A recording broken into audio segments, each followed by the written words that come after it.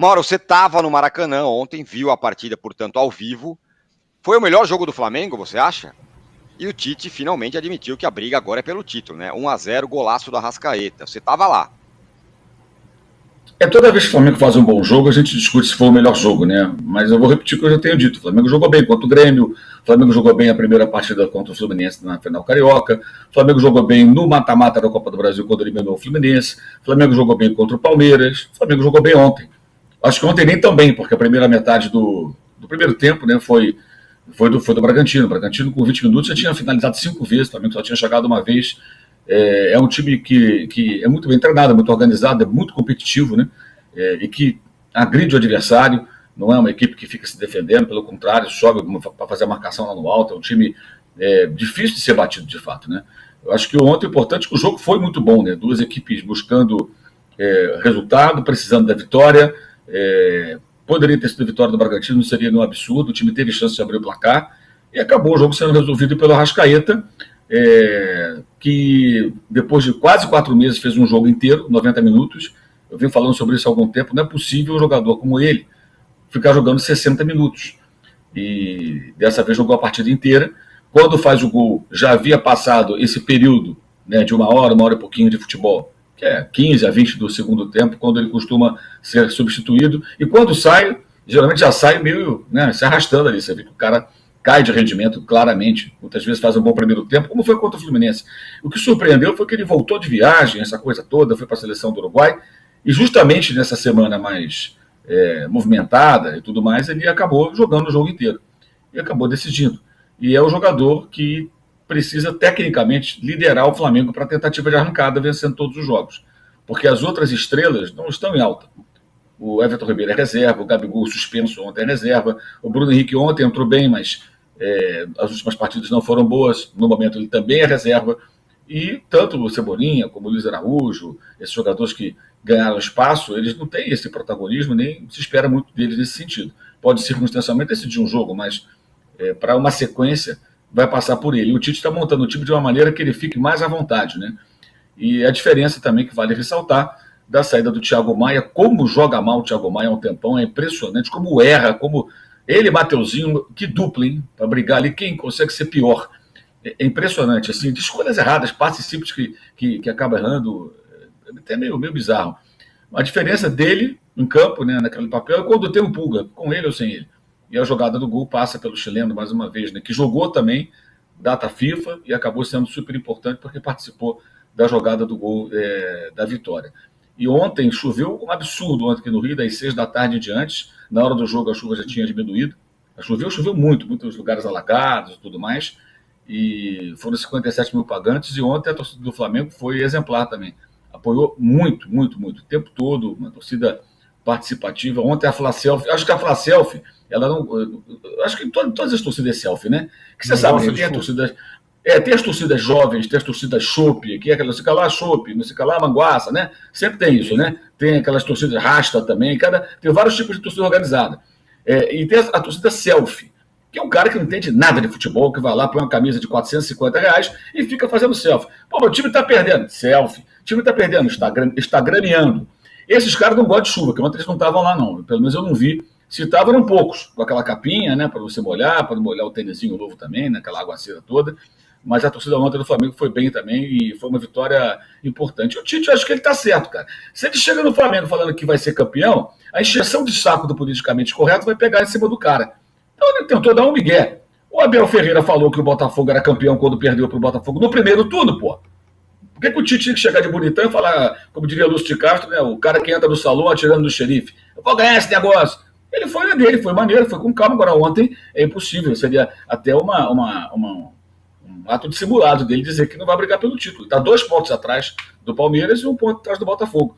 Ele tem que vencer os seus jogos, torcer por um empate do Botafogo, agora um resultado só do Botafogo, é um empate, e uma derrota do Palmeiras, ou 2 empates do Palmeiras, que é improvável, sem dúvida, mas não é possível. Eu tenho dito desde o começo do campeonato que a gente precisa, nós aqui no Posse Bola, inclusive, respeitar mais os pontos corridos, que é um tal de ditar regra o ano inteiro da imprensa falando que quem vai ser campeão, que agora já acabou. Quando o Botafogo teve aquela rodada que o Botafogo não jogou, os outros perderam, agora o Botafogo ganhou o campeonato. Lembram disso? Agora é pouco tempo. Aqui foi falado também, né? Ah, não, já ganhamos, o Botafogo já é campeão. Nada, o Botafogo continuou perdendo ponto, né? E hoje a capa do jornal Meia Hora é o elefante que caiu da árvore.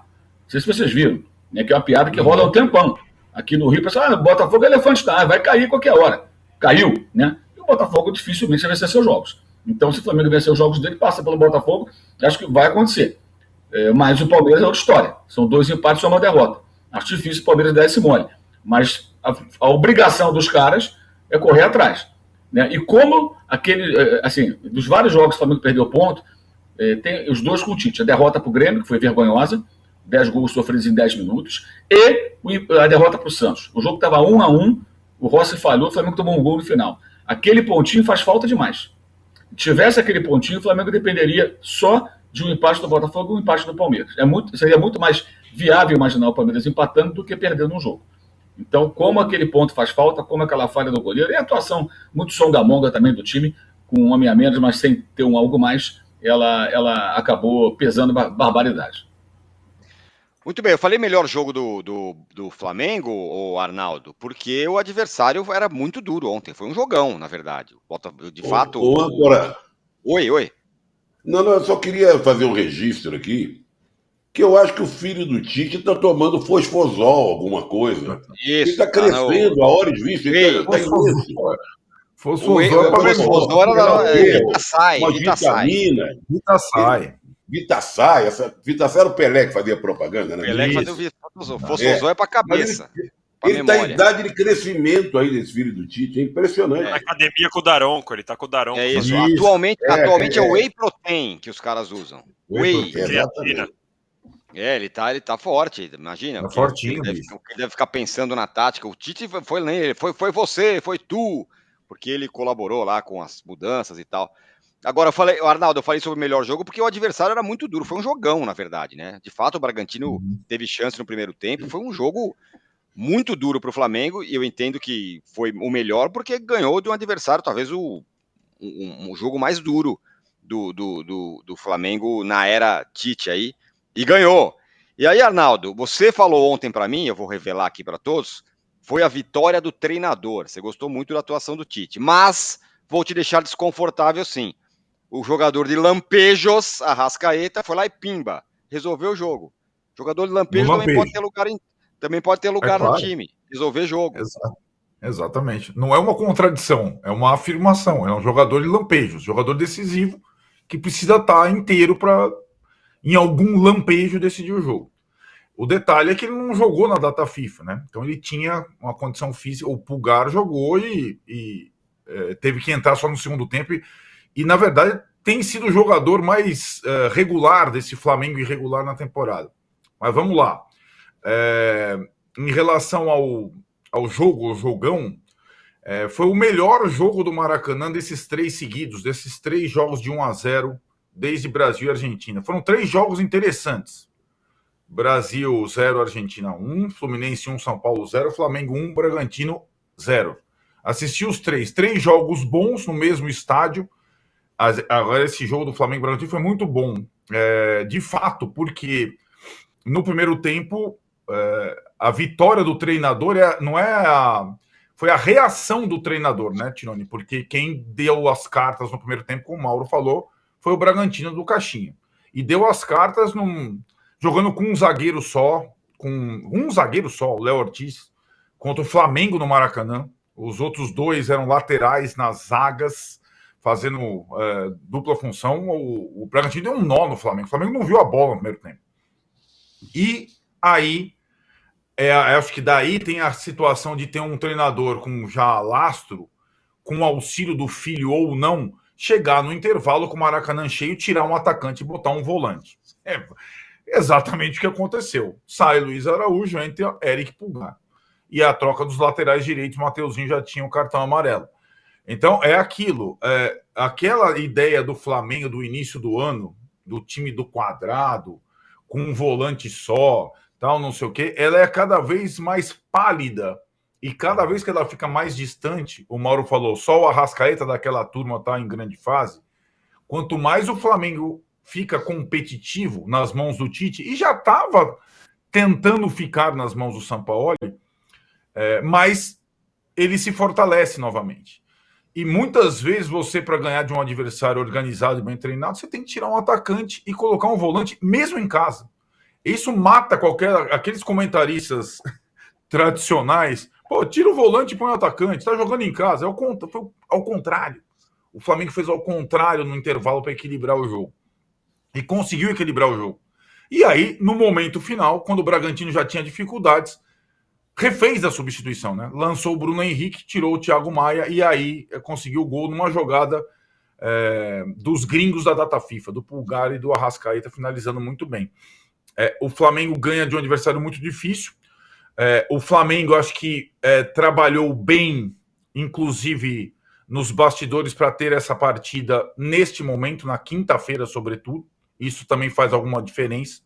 E agora tá todo mundo com 4 partidas a fazer, 2 em casa, 2 fora, sendo que o Flamengo, numa dessas fora, joga num lugar neutro, joga em Uberlândia contra o América na próxima rodada. O América já rebaixado. Tem uma questão aí nessa briga, que é o saldo de gols em relação ao Palmeiras. O Palmeiras tem um saldo muito bom, que pode até fazer diferença. Por isso o Mauro falou daquele pontinho contra o Santos. Um pontinho, nessa altura do campeonato, faz muita diferença num campeonato tão parelho. Então, o Palmeiras é o favorito, não só pela liderança, mas pela sequência, pela solidez. Mas acho que o Flamengo vem forte. O Botafogo não está morto, na minha visão. O Botafogo dá a impressão que ele não ganha mais de ninguém pela questão emocional, pela queda vertiginosa. Eu concordo com o Mauro do respeitar os pontos corridos, mas a gente só está respeitando os pontos corridos porque o líder era o Botafogo e faz uma campanha de segundo turno das 3 piores, né? Fosse talvez um time minimamente regular no segundo turno, o campeonato já tinha acabado. Mas o Botafogo caiu, faz uma campanha de rebaixado. Só que ele já passou pela fase mais difícil da tabela. Ele só pegou casca grossa e foi mal em todos os jogos. Fez muitos gols e tomou muitos gols. Eu tô com o Trajano, eu acho que o Botafogo ainda tem chance em matemática. E correndo por fora, porque tem muitas vitórias e poucos empates, correndo por fora, o Grêmio tem chance. Desde que ele vença alguma partida improvável. Desde que ele vença o Atlético em Belo Horizonte na próxima. Porque aí, se ele vencer o Atlético fora, ele vai ter 2 em casa, ele pode chegar a 9 pontos em 3 rodadas e tem mais vitórias que os demais. Aí pode ser, é improvável, mas se ele ganhar do Atlético em Belo Horizonte, ele passa a ter chance, porque ponto e vitória ele tem, né? E é um campeonato, é o mais legal da era dos pontos corridos, na minha visão, porque lá embaixo tem uma briga grande também. E a gente, nosso grande editor Rubens Lisboa, eu não vou nem te falar o nome dele, o time dele, o nome dele eu já falei. Falava que a gente rodou o campeonato, falamos das possibilidades, e Palmeiras e Flamengo estão de novo ali como favoritos na briga pelo título, porque tem time, tem estrutura, tem tradição, tem know-how nos pontos corridos e para decidir campeonatos. Então estão sim na briga, vivíssimos. O Palmeiras já estava e agora o Flamengo está também. Pois podemos terminar o ano de fato com o Palmeiras ou o Flamengo, com todos os erros que eles fizeram, erraram. O Flamengo, então, nem se fala, né? Foi uma temporada de erros e mesmo assim vai ser campeão. É o que eu venho falando ultimamente: hegemonia, liderança, vai ficar por muito tempo assim. É o que eu acho que vai acontecer. O meu caro Lavieri, aliás, muito obrigado por estar aqui com a gente hoje. A minha pergunta é a seguinte para você, meu caro. O que preocupa mais o líder Palmeiras nesse momento? É mais uma sondagem em cima do Abel, dessa vez do Qatar, estão prometendo aí o melhor salário da história de todos os técnicos do mundo, ou agora ter o Flamengo no encalço e não mais o Bragantino, não mais o Botafogo, não mais times que a gente achava que não chegariam? Ter o Flamengo no encalço ou o Abel ameaçando, sei lá, com outra sondagem aí? Bom dia, boa tarde, boa noite a todos. Primeiro, uma honra estar aqui. E já que estou no lugar do Juca, eu tenho que fazer o que o Juca sempre faz, né? Estou sempre de olho aqui assistindo vocês. Eu sei que o Juca tem a missão de pedir likes. E a gente está com poucos likes e muita gente assistindo. Então, por favor, vamos manter aqui a nossa meta de likes de 6 mil likes. É a meta de hoje. Espero aqui que todo mundo colabore. Eu vi muita gente no chat cobrando a presença do Juca, os likes. Estou aqui fazendo a tarefa que normalmente é dele.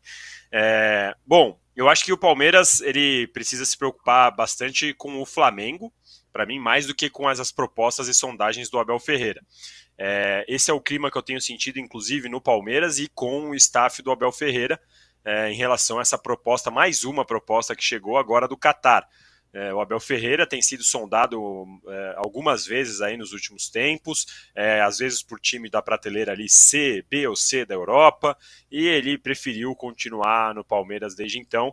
Agora, o que mais a gente pensa, né, se ele vai, não vai, além desse salário aí que colocaria ele como o melhor técnico, o técnico mais bem pago do mundo, que aliás, como eu falei ontem no fim de papo, é um negócio absurdo o empresário ter conseguido isso. Imagina o Abel Ferreira conseguir um salário melhor do que Klopp, Guardiola e etc. Mas enfim, coisas do futebol.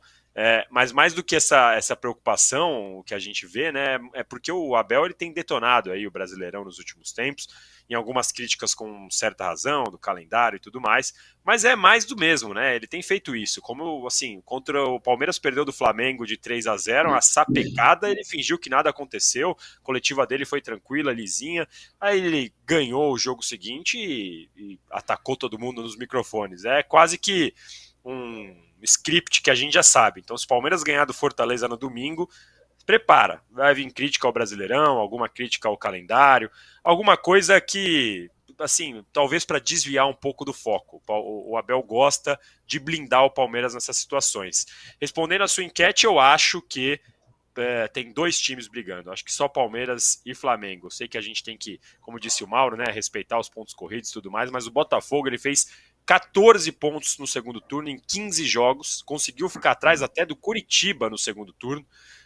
Assim, eu não consigo ver o Botafogo reunindo forças para ter uma arrancada de 4 vitórias, que é o que ele precisaria aí, provavelmente, com o desempenho de Palmeiras e Flamengo. Eu não consigo ver o Botafogo vencendo esses jogos. Inclusive, não acho nem que o Botafogo seja o grande favorito contra o Santos. Acho que é um jogo bem pau a pau, Botafogo e Santos na próxima rodada. O Santos tem feito boas partidas, mesmo lutando contra o rebaixamento. E o Thiago Nunes não é o cara, para mim, que vai virar o vestiário do Botafogo. É o cara que vai ali, você vê a coletiva dele, ele falou muito do tático e tal, mas acho que o Botafogo precisava de um cara pensar mais no anímico, como dizem por aí, né? Como o Tite diz, mais na parte da motivação ali. O Botafogo mais preocupado em sair do G4, em não sair do G4 do que pelo título. Agora, Palmeiras e Flamengo é uma boa briga. O Palmeiras, se empatar com Fortaleza, tem a vantagem de levar até o final do campeonato, se vencer os outros três, né, Fluminense, América e Cruzeiro, essa vantagem do saldo de gol citado pelo Arnaldo. Eu vejo o Palmeiras um pouquinho à frente do Flamengo, por poder empatar um jogo e ganhar os outros três, e mesmo que o Flamengo fique os 4, o Palmeiras provavelmente seria campeão no saldo de gols. Então, para mim, são os dois times brigando pelo título, o Flamengo e o Palmeiras mais preocupado com o Flamengo do que com as propostas do Abel Ferreira, viu, âncora? Qual?